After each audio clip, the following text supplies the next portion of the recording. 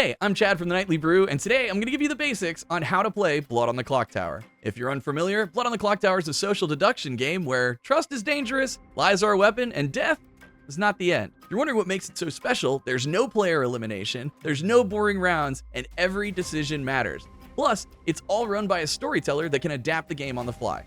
Let's get into it. In Blood on the Clocktower, everyone has a role. You might be the Virgin, the Slayer, or even the Demon, and no one knows but you. There are two teams, good and evil. Good, represented by blue tokens, are made up of townsfolk and less than helpful outsiders. Evil, represented by red tokens, are made up of manipulative minions and the big bad demon. Generally speaking, good wins by executing the demon, and evil wins by getting the demon to the final two. Each role has a unique power or ability, and usually they only come into play when you're alive, unless your role says otherwise. The game flows in two phases, night and day. Night is when most powers activate and when the demon kills. Day is for talking, lying, trying to figure everything out, and eventually executing someone. Executions begin once the storyteller says nominations are open. A player nominates someone by saying their name, nominates player. So Chad nominates Steve, because he looks evil. The nominator makes their case, and the nominee then defends themselves. Other players may chime in, but keep it relevant or the storyteller might shut you down. After that, players vote, starting with the person clockwise from the nominee. As the hand goes around, if a player gets at least half the living votes, they go on the chopping block. New nominations can bump that player off the block with more votes.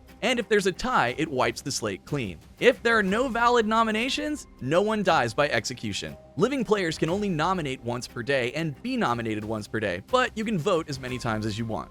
If you get executed or killed at night, you're not out of the game. You can still talk, lie, strategize, and vote once. Dead players get one ghost vote to use anytime after death. They can't nominate people for execution, but they can be nominated and can still be targeted at night. Each game uses a script, a curated set of rules chosen by the storyteller. There are more roles on the script than players, so some roles won't be in play, and there's only one player per role, unless a power says otherwise. The exact number of townsfolk, outsiders, and minions are determined by player count. Though, again, some powers can modify that balance. Players can bluff, fake rolls, or hide valuable info to throw off the demon, and the evil team, well, they have to bluff. To help them out, the evil team generally knows who each other are, and the demon learns of 3 roles that are not in play. There are over 200 possible roles in Blood on the Clocktower, including dozens of demons with different killing methods. But don't worry, we're going to be starting out with the basic script, Trouble Brewing. There are several powers that can mess with your abilities, change your alignment, or force you to lie.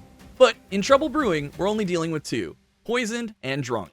They're basically the same. Your ability might not work properly, and the storyteller can lie to you. But don't worry, the storyteller will always be upfront and honest when it comes to rules and gameplay mechanics. If you are drunk or poisoned, you won't know what's happening, and the effects can change the game completely. Of course, there are more complex interactions and strategies in Blood on the Clocktower, but that should cover the basics. If you think it seems a little complicated, don't worry, just watch a game or two, and you'll pick it up, and you'll be accusing your friends in no time.